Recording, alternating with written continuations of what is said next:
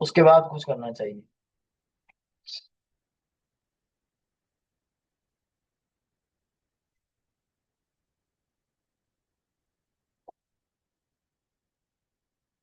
ये देखिए, मैंने कल इससे पूछा कि जी ये एक सिलेबस मैंने नया तैयार किया, और उस नए सिलेबस का ये पहला टॉपिक है जो मैंने अभी इधर लिखा। वीक 1, मार्केटिंग फंडामेंटल्स इन प्रॉम्प्ट इंजीनियरिंग। ठीक है। और 2026 में मार्केटिंग डिजिटल और ट्रेडिशनल एआई के साथ मिला के जो मैंने इसको बताया कि मुझे ना कुछ नया बताओ कि अभी क्या होने वाला है, क्या होगा। थोड़ी सी रिसर्च कर रहा था मैं, तो इस रिसर्च का ये डायलॉग है, पूरा मेरी क्लास का लेक्चर है जो मैं खुद आपको पढ़ाता हूँ, उसके बाद फिर इनको बताता हूँ, उसको चेक भी करता हूँ कि जो मैंने पढ़ाया है वो किस लेवल का है। ठीक है। तो इससे मैंने कहा कि ये मेरा सिलेबस है जो मैंने बनाया है, पहला हफ्ता है और पहला दिन है।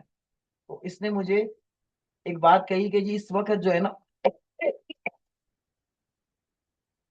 सबसे पहला काम क्या हुआ है। पहला काम तो ये हुआ है कि द कोड डिफिनेशन 2026 का एडिशन है ये। Before we look at the trend, we must understand the fundamentals divide that still exist even as the lines blur. अच्छा, शॉर्ट में बताता हूँ, बहुत पढ़ने में टाइम लग जाएगा। वो एक ये कह रहा है कि जो ट्रेडिशनल मार्केट थी ना, ये सारी की सारी अब खत्म हो गई है, डेड हो गई। क्यों डेड हुई है, उसकी वजह भी ये बता रहे हैं कि अब पहले ऐसा होता था कि हम जो तरीका यूज करते थे वो पूरा का पूरा चेंज हो गया। अब लोग ड्राइव करते हुए ना बिलबोर्ड के ऊपर ऐड देखते हैं, और वहीं से एआई से कहते हैं इसके बारे में बताओ। तो एआई फौरन जो है उसका रिस्पॉन्स लेके आ जाता है। तो अब लोग सोशल मीडिया के ऐड नहीं देखते, वो सब उसके जरिए से एंगेजमेंट नहीं देखते, बल्कि अब वो क्या करते हैं, जो रियल आपका मीडिया है ना, टीवी, रेडियो, या बिलबोर्ड्स, या प्रेजेंटेशंस, या आपके पम्फलेट, ब्रोशर, उसको देखते हैं, बस स्कैन करते हैं और डायरेक्ट वहां पहुंच जाते हैं। तो एक मसला तो ये हुआ कि अब ये हाई अथॉरिटी ब्रांड सिग्नल्स अब आपको क्रिएट करने पड़ेंगे। दूसरा, डिजिटल मार्केटिंग के लिए एग्जीक्यूशन ऑफ इंजन चाहिए होंगे आपको। यानी पहले सिर्फ और सिर्फ आप सर्च इंजन ऑप्टिमाइजेशन करते थे तो काम हो जाता था, अब ऐसा नहीं है, अब आपको एआई के इंजन पर भी काम करना पड़ेगा। एआई पहले टूल था, 2026 के स्टार्ट तक तो जो मुझे पता था वो ये था कि एआई एक टूल है। लेकिन अब ये कह रहे हैं कि एआई अब टूल नहीं रह गया, बल्कि अब ये पूरा सिस्टम बन गया। अब इस पूरे सिस्टम से अलग जंग करनी है। अलग आपने इससे काम करना है, लड़ना नहीं है इससे। इससे जंग से मुराद है, इससे दोस्ती करनी है, ताकि इसको आप सीख के इसके साथ मिलकर काम करें। अच्छा, इसने लिखा है कि जी अब जो है क्या हुआ है, नंबर ए में इसने लिखा है कि we no longer just want to rank number 1। अब हमें ना सिर्फ नंबर 1 की दौड़ नहीं है, बल्कि क्या है, अब हमें वो साइटेड सोर्स है। लोग जो है वो डायरेक्टली एआई से आंसर लेते हैं और वहां पहुंच जाते हैं। तो इससे क्या हुआ है कि फंडामेंटल चेंज हो गया। अब कीवर्ड ही सब कुछ नहीं है, बल्कि चनाव और जो है वो अथॉरिटी उसके साथ शामिल करनी पड़ेगी आपको। यानी ब्रांड की आइडेंटिटी, जिसको एंटिटीज कहते हैं। उसके बाद इसने कहा है कि जी death of the funnel, the rise of the web. अब जो है ना वो पुराना फनल था जिससे गुजर के डिजिटल मार्केटिंग चलती थी, वो फनल ही खत्म हो गया। पहले होता था ओल्ड लाइनर फनल था, अवेयरनेस देते थे, फिर कंसिडरेशन होती थी, फिर परचेज होता था। ये डेड हो गया 2025 में। 2026 consumers are loopers, they may see a physical billboard traditional, ask their AI assistant about it digital, and buy it via voice command while driving। अब वो जो है वो उसको देखते हैं फिजिकली, और डिजिटली उसको इनवाइस बनवाते हैं। दराज पे, शॉपिंग पे, इस तरह के डिफरेंट जगहों पे जाते हैं, वहां से देखते हैं ये मिल रहा है नहीं मिल रहा, ऑर्डर करते हैं। जब तक वो घर पहुंचते हैं उनका ऑर्डर कंप्लीट हो चुका होता है। ठीक है, ज्यादातर लोग इस तरीके से अब वो कर रहे हैं। तो कंज्यूमर का सिनेरियो चेंज हो गया। जो थोड़े बहुत औरंगी वाले बचे हुए हैं वो भी ऐसे ही हो जाएंगे। तो अब आपको और मेहनत करनी पड़ेगी। अच्छा, उसके अलावा ये सारा कुछ बहुत बड़ा लेक्चर है, ये एक दिन का लेक्चर है, ये आज का ही है। तो ये पूरा चेंज हो गया, तो अब मुझे इसको थोड़ा सा और मॉडिफाई करना पड़ेगा। ताकि आप इसके ऊपर चले। पता अच्छा नहीं मिली सिलेबस नहीं। बना के रखा हुआ था मैंने, उसको फिर से चेंज कर रहा हूँ।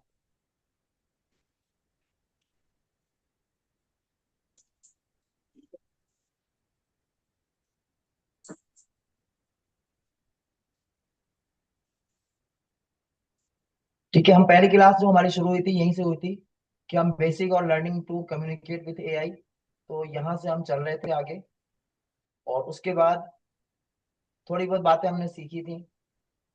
मुझे अभी जो है, अच्छा ये 5-5 दिन का सिलेबस बना हुआ है, क्योंकि 6 महीने का कोर्स है। तो अभी इस हिसाब से हम इसको कोशिश कर रहे हैं कि जितनी जल्दी जल्दी हमारा कोर्स कंप्लीट हो जाए। तो introduction to generative AI, chat GPT वगैरह, जेमिनाई, ये हम लोगों ने कर लिया है। जैसन प्रॉम्प्ट लिखना हमने सीख लिया है। ठीक है। एआई ड्राइवन के बायर पर्सोना और आइडियल कस्टमर प्रोफाइल, आईसीपीएस, ये दो कॉन्सेप्ट्स हैं, ये क्लियर करा दूंगा तो ये वाला पूरा आपका भी कंप्लीट हो जाएगा। मार्केटिंग फनल्स जो थे वो मैंने आपसे गुजरवा दिए थे सारे, आपकी अपनी मार्केटिंग बना दी थी। ये सारा चेंज है जो अभी आया है, और शॉर्ट में मैंने आपको बता दिया है। दूसरे हफ्ते में जो हमने करना था ये डोमेन होस्टिंग, सीएमएस, यूआई और यूएक्स के बारे में बताया था आपको, नहीं बताया ना? बताना भी नहीं चाहिए था। अच्छा, इस पूरे सिलेबस का ताल्लुक ये जो सेकंड वीक का लिखा हुआ है, ये बेसिकली वेब डिजाइनिंग और डेवलपमेंट का कॉन्सेप्ट है। ठीक है, तो ये मैं भी आपको करवा दूंगा। इससे पहले मेरे पास जरूरी होता था कि आपको जो है ना चीजें थोड़ी सी क्लियर करना है, क्योंकि आप बिल्कुल बेसिक लेवल से आए थे। तो अब आपका माइंडसेट ऐसा हो गया है कि अब चीजें आप कवर कर जाओगे ना। ठीक है, तो उसमें थोड़ा सा मुझे टाइम लगा, बाकी अब ये चीजें हम जल्दी जल्दी आगे निकालेंगे। तो ये सारा मैंने पूरा लास्ट तक का सिलेबस लिख के रखा हुआ है।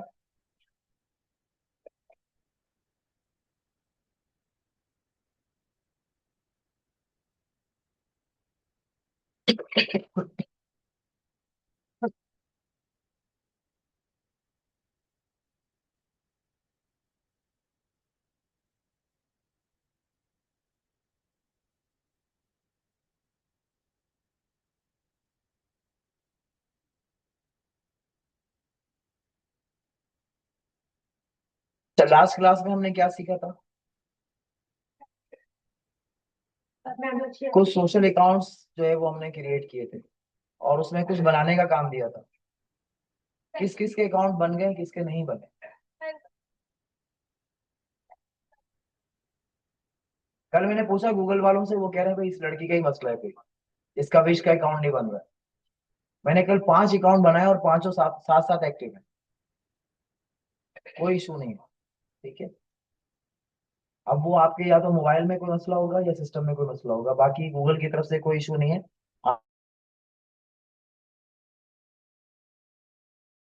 आप चाहें,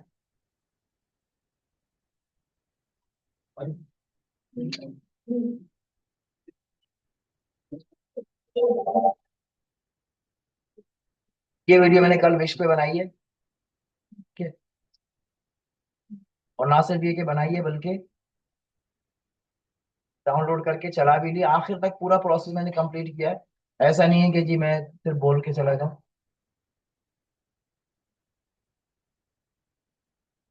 ठीक है,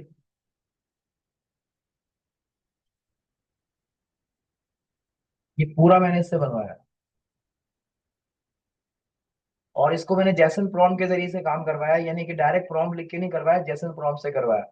तो अब ये सारी प्रैक्टिस करना आपका काम है। आप डिफरेंट अकाउंट्स अप्लाई करें, डिफरेंट चीजें अप्लाई करें, और इस सवाल को आप दफन कर दें।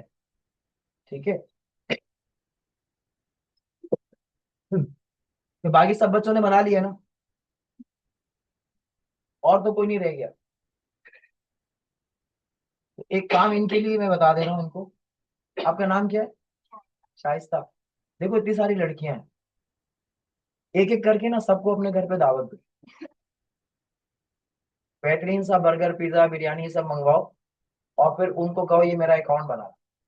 सर आपको ही दे देते हैं आप ना। नहीं तो मैं तो नहीं बना सकता ना, मैं तो ये चाह रहा हूँ मेरे बच्चे सीख जाए। तो एक तो बिरयानी वगैरह मिल जाएगी, दूसरा फायदा ये होगा कि इनका अकाउंट बन जाएगा, अगर उससे नहीं बना फिर दूसरी को। इस तरह एक एक करके सबको ट्रीट बन जाएगी, और जब आपका बन जाए तो पूरी क्लास को एक दफा ट्रीट देते हैं।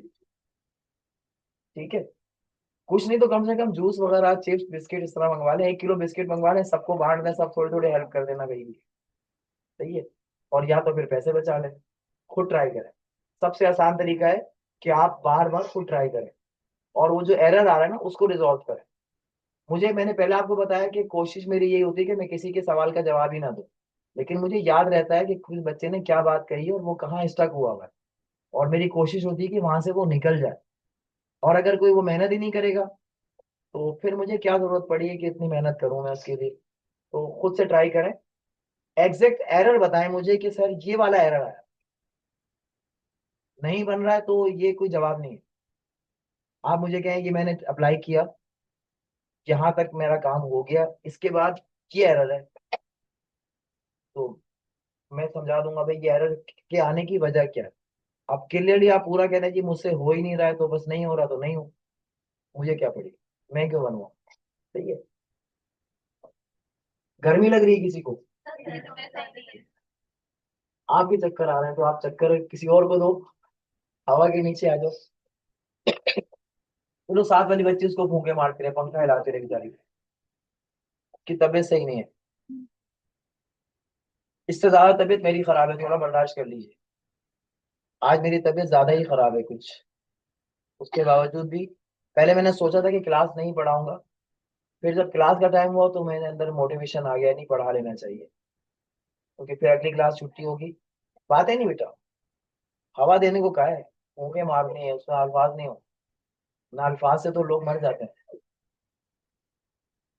किसी ने लिखा है आदमी खुद ब खुद नहीं मरता, दूसरे लोग मार देते हैं, सुना है कहीं।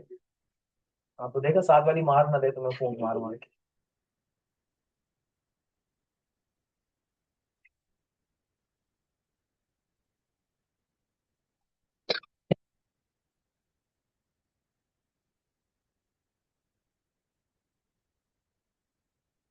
अच्छा, चैट जीपीटी, क्लाउड और जेमिनाई, ये 3 प्लेटफॉर्म हैं जो जनरेटिव एआई के हैं। अच्छा, एआई 2 टाइप्स का, ये किसी को बताया अभी? फर्स्ट क्लास में भी मैंने डिफाइन किया था कि एआई क्या है और एआई का टूल क्या है। ठीक है, और हम एआई के एजेंट तक समझ चुके थे।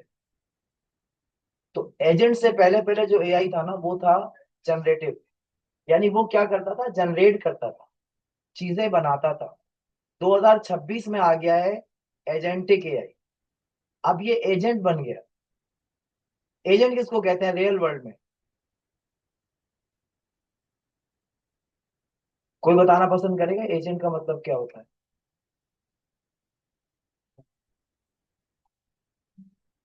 हाँ भैया बताओ, मैं ऊपर रख दूँ, चले नेक्स्ट में क्यों कहते हैं? अब बताओ एजेंट किसे कहते हैं, नहीं बताओ आप, चलो भाई। पार्टी जो सेकंड और फर्स्ट की सारी इंफॉर्मेशन। अच्छा, एक पार्टी वो देंगी, दूसरी कोई और देगा, तीसरी जो होगी वो एजेंट। हाँ क्लियर समझाओ, सबको समझ आ जाए। आपकी सारी इंफॉर्मेशन मुझे पता है और फिर कोई आके पूछे तो मुझको पता। कोई आगे पूछे उसको बताओ, जैसे बात करीब करीब सही की है उन्होंने, आप बताइए। नहीं, नहीं बताना है, क्यों? ठीक है, कॉपी कर लो, आप बताइए बेटा। तो इंजन ये होता है कि हमें किसी को, जैसे कि हम एक बात इनसे पता है और वो चीज कहीं परचेज करने जा रहे हैं तो उस पर उसको बोलेंगे उसको इन्फॉर्मेशन। करीब करीब हैं आप, बताइए। नहीं, आप नहीं बताना, हिम्मत करो बेटा, बताओ। नहीं, ये डर से डरना नहीं चाहिए, आप बताइए साथ में। अभी तो सुन लिया, 2 3 में लगा दिया, आप बताओ।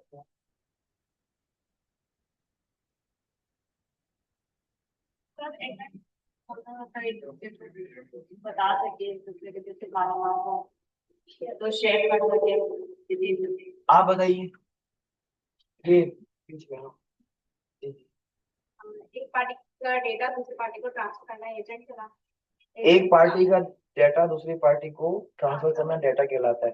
नहीं, हाँ, एजेंट। एजेंट कहलाता है। आप बताइए, आप नहीं पता आपको?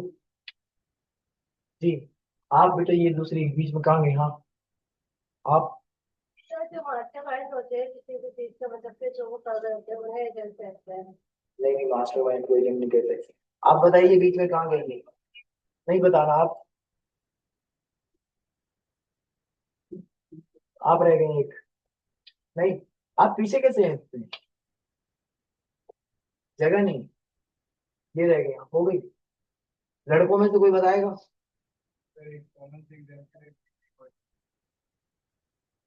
वो एजेंट है किस चीज का? जैसे पार्सल मेरे पास दुकान है, वो सामान बिरयानी खरीदेगा, ताकि मुझे दे देगा, वो एजेंट है। नहीं, उसको डिलीवरी बॉय कहते हैं, एजेंट नहीं कहते। सर के एग्जाम्पल नहीं ना, तो उसका नाम ही डिलीवरी बॉय, वो एजेंट कैसे हो गया? एजेंट के सिनोनिम जो है ना, है? एजेंट के सिनोनिम जो है, ये सिनोनिम्स क्या होते हैं? नाम जैसे कि नहीं, ऐसा नहीं है, ऐसा नहीं, वो डिलीवरी बॉय ही है, वो एजेंट नहीं है। हाँ बेटा, आप कुछ हिम्मत करो जी। तो ब्रोकर्स होते हैं जो जैसे फ्रॉड सेल करते हैं, जिनके पास करते हैं फिर हाँ, जैसे कि किसी को बाहर मालिक जाना है, पर उसके पास कोई इन्फॉर्मेशन नहीं है, तो वो किसी एजेंट के पास जाएगा, वो उस मालिक के बारे में उसके पास मालूमात होगी, तो उसके वीजा वगैरह जो भी डॉक्यूमेंट्स वगैरह होंगे उसको मुकम्मल करके उसके लिए आसानी पैदा करेगा। तो एजेंट किसको कहते हैं? एजेंट का मतलब बताइए। वो तो उसके पास जाएगा जो एजेंट होगा। वो है लॉट ऑफ इन्फॉर्मेशन। पर आप बता दें। नहीं नहीं, मैं तो बताना ही है, मेरा काम तो बताना है। लॉट ऑफ इंफॉर्मेशन एजेंट की डिफिनेशन नहीं है, ठीक है?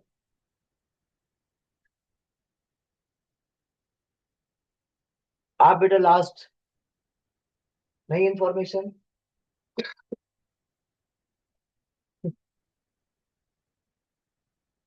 किसी भी खास मकसद के लिए, एक स्पेसिफिक मकसद के तहत किसी इंसान या किसी मशीन को इस बात पर मामूर किया जाए कि उस काम से रिलेटेड जब कोई उससे कुछ पूछे तो वो उसकी इंफॉर्मेशन उसको दे सके और उसका काम कर सके। अब उसके लिए ये लाजमी है कि जिस काम का वो एजेंट बना है उस काम से रिलेटेड तमाम मालूमात उसके पास होनी चाहिए। जैसे एक बुकिंग एजेंट है, तो बुकिंग एजेंट का काम ये है कि उसे फ्लाइट्स की इंक्वायरी का पता हो कि कौन सी फ्लाइट कब आ रही है, कहाँ से आ रही हैं, कितने बजे लैंड होंगी, कितने बजे वापस जाएंगी, कितना टाइम उनको लगेगा, ठीक है? उसके रूल्स एंड रेगुलेशन क्या है, किस किस इंसान को कौन से फ्लाइट में सफर करने की परमिशन है, किसको नहीं है। तो वो सिर्फ और सिर्फ क्या हुआ, बुकिंग एजेंट है। आपका जो डिलीवरी बॉय है ना, डिलीवरी बॉय वो सिर्फ डिलीवर कर रहा है। असल में वो कंपनी उसकी एजेंट है, जो फूड डिलीवरी कर रही है वो एजेंट है, जिसके पास सारी इंफॉर्मेशन होती है कि कौन लेकर आ रहा है और कौन कहाँ से क्या मंगवा रहा है और किसको भेजना है, ठीक है? उसके पास सारा डाटा होता है।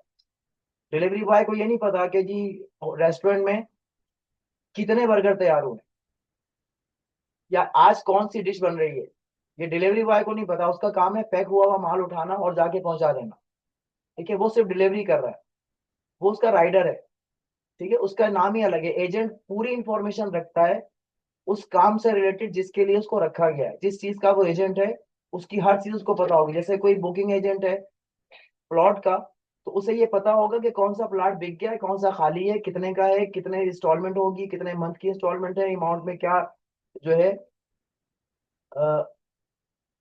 मार्कअप कितना लगेगा, कितनी फीस लगेगी, कौन से डॉक्यूमेंट्स लगेंगे, क्या क्या जरूरी है, क्या बगैर डॉक्यूमेंट्स के कोई पैसे देकर प्लॉट बुक करवा सकता है या नहीं करवा सकता। वो कहता है अभी मैं सिर्फ पैसे लेकर के आऊँ, शनाख्ती कार्ड मेरा घर पे रह गया, तो क्या मैं पैसे दे के प्लॉट बुक कर सकता हूँ?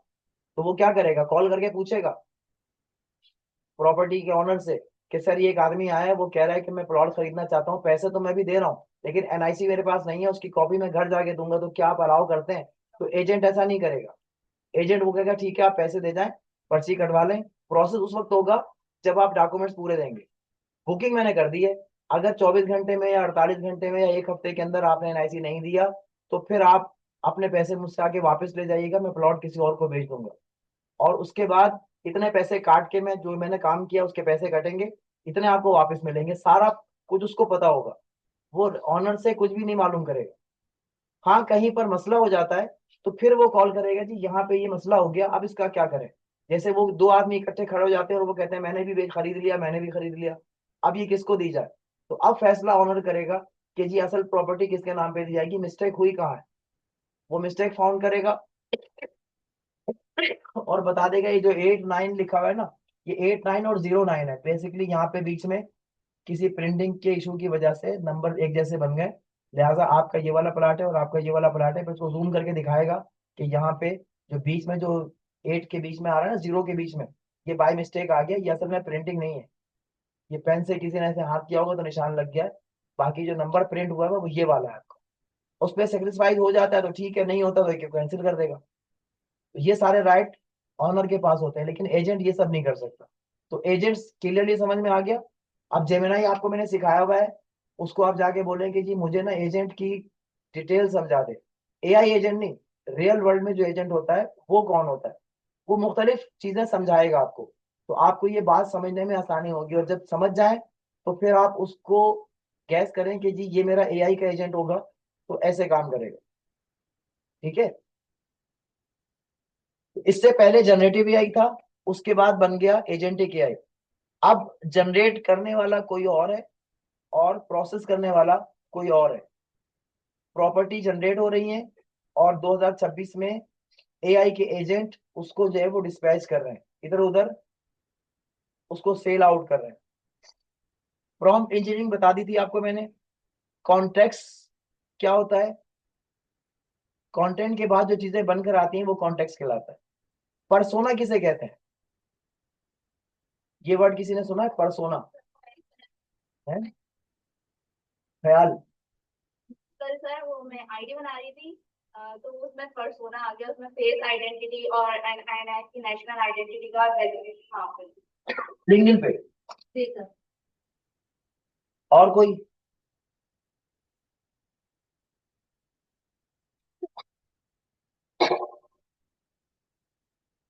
इसी का शॉर्ट फॉर्म है पर्सनल इंफॉर्मेशन पे।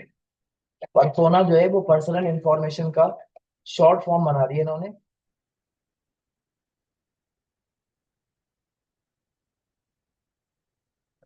टास्क किसे कहते हैं, जो भी काम है, ठीक है। और कॉन्स्ट्रेंट्स क्या होता है, मुसलसल। जैसे अभी आपके पास एक काम है ना, हफ्ते में 3 दिन आपने इस टाइम पे यहाँ पहुंचना है, क्लास में आना है। कुछ दिन आने के बाद आपका कोर्स कंप्लीट होगा और उसके बाद आपके अंदर कोई एबिलिटी आ जाएगी। ठीक है, तो ये पहले तो परसोना इसके अंदर क्या आएगा कि आप कौन है, आपके क्वालिफिकेशन और ये सारी चीजें, ये सब इसमें शामिल होंगी। तो परसोना समझ में आ गया, तो बायर परसोना भी समझ लीजिए। बायर परसोना क्या होगा, सेम वही कंटेंट है, परसोना की जगह बायर परसोना हो गया। जो खरीद रहा है उसकी पर्सनैलिटी, उसकी इंफॉर्मेशन सारी की सारी वो कलेक्ट करनी। तो हम जब कोई प्रोडक्ट सेल करते हैं तो सेल करने से पहले उसका बायर का पर्सोना कलेक्ट करते हैं। अब पर्सनल डिटेल नहीं होती उसमें, बायर पर्सोना में उसका नाम रोल नंबर नहीं आता, उसका शनाख्ती कार्ड नंबर नहीं आता है, बल्कि ये पता चलता है कि जेंडर कौन सा है, क्या टैग है उसका, स्टक कौन सा है, कौन से लोग इसको इस्तेमाल, जैसे एक कॉपी है और पेन है, तो ये कहाँ बिकेगा, स्टेशनरी में कौन लोग खरीदने आएंगे, जो स्टूडेंट है या जिनका ताल्लुक पढ़ने लिखने से, पढ़ने लिखने का काम करते हैं या पढ़ाते लिखाते हैं या पढ़ने लिखने के किसी काम से उनका कोई टच है, तो वो लोग ये चीजें खरीदेंगे। बाकी ये हार्डवेयर वाला, कील ठोकने वाला, राजमिस्त्री वाला तो कॉपी नहीं खरीदेगा ना रोजाना। कभी कभार इनकेस खरीद सकता है, कभी कभार खरीद सकता है, वरना ज्यादातर जो ग्राहक है वो कहाँ से आएगा, स्कूल कॉलेज यूनिवर्सिटी ऑफिस यहाँ से आएगा। तो ये क्लाइंट का बायर का पर्सोना है कि पढ़े लिखे लोग आएंगे ज्यादातर, या वो लोग आएंगे जो पढ़ना लिखना चाहते हैं या पढ़ लिख चुके हैं। ठीक है, इस तरीके से। अब रंग बिरंगी शीट्स होती हैं, नहीं कंप्यूटर नहीं, कलरफुल शीट्स जो होती हैं जो कॉपी पे चढ़ाई जाती हैं, तो उसमें कलर की सिलेक्शन जो है वो करते वक्त क्या देखा जाएगा, कि इतनी ये जो गुलाबी लाल और नीले रंग का जो कवर है ये लड़कियां खरीदेंगी, और ये इस तरह के अजीब अजीब से फीके फीके कलर जो है ये लड़के खरीदेंगे। कॉन्सेप्ट होता है कि ये लड़कियों की पसंद इस तरह की है और लड़कों की पसंद इस तरह की है।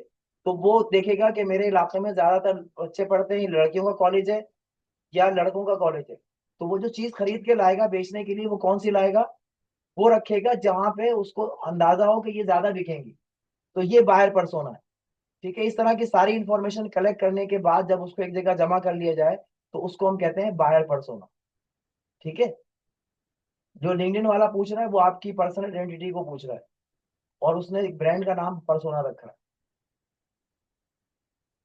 अच्छा, उसके बाद नीचे आइडियल कस्टमर कौन से हैं, वही वाले सेम बातें। ठीक है, कि इस प्रोडक्ट को ज्यादा कौन लोग खरीदेंगे, तो जो ज्यादा खरीदेंगे उसी को इसने लिखा है कि आइडियल कस्टमर प्रोफाइल बनेगी, और उसको आईसीपीएस कहते हैं।